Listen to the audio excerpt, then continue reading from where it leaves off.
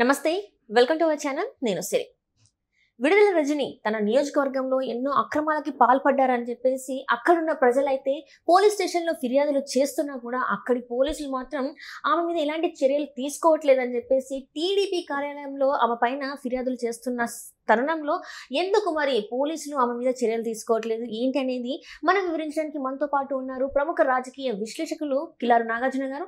నమస్కారం sir. Sir ఇప్పుడు చూస్తుంటే వైసీపీ నేతలు అంటే రోజుకొక భాగవతం బయటకు వస్తుంది. ఒకరోజు ఆ నాయకుడు అంటే ఒకరోజు ఈ నాయకుడు, ఇలా అందులో ఉన్న నేతల గురించి ప్రతి ఒక్క రోజు ఒక్కొక్క భాగవతం బయటపడుతుంది. ఇప్పుడు విడుదల రజని గారి భాగవతం బయటపడింది. అక్కడ తన సొంత నియోజకవర్గంలో ప్రజల ఆస్తులే కావచ్చు, ఏదైనా కూడా భూములు ఆక్రమించుకోవడం అన్నిటి గురించి చేస్తుంటే అక్కడ ప్రజలు పోలీస్ స్టేషన్కి వెళ్ళి ఆమె ఫిర్యాదు చేస్తుంటే అక్కడ పోలీసులు మాత్రం ఆమె మీద ఎలాంటి చర్యలు తీసుకోవట్లేదు. చాలా మెత్తగా ఉంటున్నారు. ఆమెకే సపోర్ట్గా ఉన్నట్టు కొంచెం వ్యవహరిస్తున్నట్టు మరి వాళ్ళు చెప్తున్నారు. దీంతో వాళ్ళు విసుగు చెంది టీడీపీ కార్యాలయంలో ఆమె మీద ఫిర్యాదులు చేస్తున్న వైనం ఇప్పుడు మనం చూస్తున్నాం. ఎందుకు మరి పోలీసులు ఇలా ఆమె మీద ఎందుకు చర్యలు తీసుకోలేకపోతున్నారు? అంటే ఇక్కడ కేసు తీసుకోవడానికి దానికి ఒక ప్రాతిపదిక ఉండాలమ్మా. కొన్ని సివిల్ కేసులు ఉంటాయి, దాని మీద క్రిమినల్ కేసుగా నమోదు చేయడానికి అవకాశం ఉండదు. పోలీసులు కూడా మనం ఏంటంటే ఊరికి ఒక మాట అన్నట్టుగా అనేస్తాం, వాళ్ళు వెళ్ళారు తీసుకోలేదు. ఇవాళే మనకి వచ్చిన న్యూస్ ఏంటంటే పల్నాడుకు చెందిన కోటయ్య అనే వ్యక్తి పొలాన్ని, దానికి సంబంధించిన ఆస్తిని విడుదల రజనీ గారు వాళ్ళ మరిది పేరు మీద కొన్నారని, ఇంకా దాని తాలూకు 25 లక్షలు చెల్లించలేదని చెప్పేసి పోలీస్ కేసు చేస్తే వాళ్ళు ఏం చేస్తారు? It's a civil case. ఒక ల్యాండ్కి సంబంధించినటువంటి ఇష్యూలో మీకు డిస్ప్యూట్ వస్తే కోర్టుకి వెళ్ళాలి. పోలీసులు కనుక సివిల్ కేసుల్లో ఇన్వాల్వ్ అయితే కోర్టులు మళ్ళీ వెళ్ళని చెవాట్లు పెడతాయి.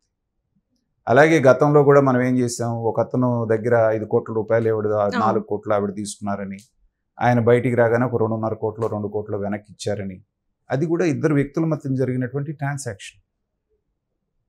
అవినీతి ఏదవుతుందంటే, మీకు జగనన్న కాలనీలు కట్టిస్తామన్న దగ్గర ఆ ల్యాండ్ ఏదైతే ఉందో ఆ ల్యాండ్ రేట్ను విపరీతంగా పెంచి మీకు ఇప్పిస్తాను కాబట్టి మీకు ఎకరాకి ఇంత నాకు కమిషన్ ఇవ్వండి అని రైతుల దగ్గర నుంచి తీసుకుని చూసారా డబ్బులు.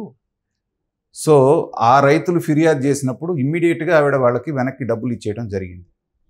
అలా చేస్తే అది ఫ్రాడ్ అవుతుంది. కాబట్టి దీంట్లో కూడా టెక్నికాలిటీస్ ఉంటాయి, కేసులు కట్టడంలో కేసులు పెట్టడంలో.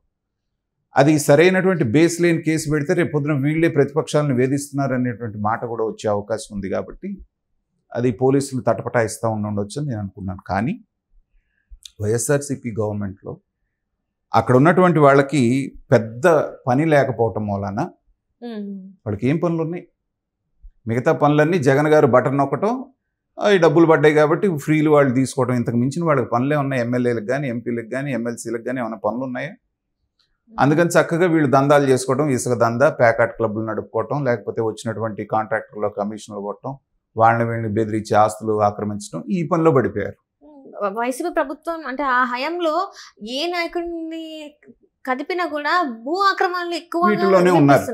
అటు పెద్దిరెడ్డి రామచంద్రారెడ్డి దగ్గర నుంచి, ద్వారంపూడి చంద్రశేఖర్ రెడ్డి దగ్గర నుంచి, విజయసాయి రెడ్డి దగ్గర నుంచి ఎవరిని తీసుకున్నా కూడా ఇదే దందాలో ఉన్నారు. కాబట్టి మనం ఎవరిని పెద్దగా తప్పుపట్టాల్సిన పని లేదు. వాళ్ళకి ఏం పని పాట లేదు కాబట్టి ఆ పని చేసుకున్నారు. కానీ ఎప్పుడైతే అధికారం కోల్పోయారో ఇవాళ వాళ్ళందరూ బయటకు వస్తున్నారు. బయటకు వచ్చినప్పుడు ఏంటంటే ఇలా ఎప్పుడెప్పుడు చేసినటువంటి తప్పులు, లేకపోతే సగంలో ఉన్న ట్రాన్సాక్షన్స్ ఇవన్నీ బయటపడుతున్నాయి మనకి. కాబట్టి ఏంటంటే మనం ఈ విషయంలో ఎందుకు పోలీసులు తీసుకోలేదు అనేటువంటిది అది మనకు పూర్తి వివరాలు తెలియకుండా మాట్లాడకూడదు. అయితే పార్టీ పరంగా వెళ్ళినప్పుడు ఏంటంటే ఖచ్చితంగా ఇండైరెక్ట్గా, అంటే ఇప్పుడు పార్టీ నోటీస్కి వెళ్ళింది అనుకోండి, ఏదో రూపేణా ఒత్తిడి తెప్పించి దాన్ని సెటిల్ చేసుకునేటువంటి అవకాశాలు ఉంటాయి. ఇప్పుడు విడుదల రజనీ గారికి హెల్త్ మినిస్టర్ ఇచ్చాడు.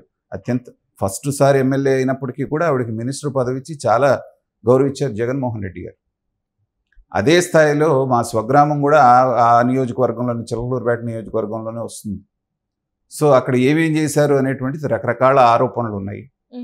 ఎప్పుడైనా సరే అధికారంలో ఉన్నవాళ్ళు, మనకి అధికారంలో ఉన్నాం కాబట్టి మనకి ఎల్లకాలం ఇలాగే సాగుతుంది అంటే ఇలాగే మళ్ళీ రకరకాల కేసులు, రకరకాల ఆరోపణలు ఎదుర్కోవాల్సి వస్తుంది. జగన్మోహన్ రెడ్డి గారు తెలివిగా ఆయన చేసిన పని ఏంటంటే, తన దగ్గర ఉన్నటువంటి నాయకుల్ని, తన దగ్గర చేసేటువంటి ఐఏఎస్ ఐపీఎస్ ఆఫీసర్ల దగ్గర నుంచి కింద స్థాయి ఉద్యోగస్తుల దాకా ఏ రకమైనటువంటి భ్రమలో పెట్టారంటే, చంద్రబాబు నాయుడు గారి పని అయిపోయింది. చంద్రబాబు నాయుడు గారు వయసు రీత్యా పెద్ద ఆయన అయిపోయాడు. ఇక తెలుగుదేశం అనేది అధికారంలోకి వచ్చే పని లేదు. 25 సంవత్సరాల పాటు మనమే అధికారంలో ఉంటాం అనేటువంటి భ్రమంలోకి ఇటు అధికారుల్ని అటు రాజకీయ నాయకుల్ని తన అనుయాయులను కూడా తీసుకెళ్ళిపోయారు. తీసుకెళ్ళిపోవడంతో ఏంటంటే వాళ్ళు ఏ రకమైన మైండ్ సెట్లోకి వెళ్ళిపోయారంటే ఇంక 25 ఏళ్ళు మనమే ఉంటాం కాబట్టి మనం ఏ అరాచకాలు చేసినా కూడా మనల్ని ఎదురులేదు.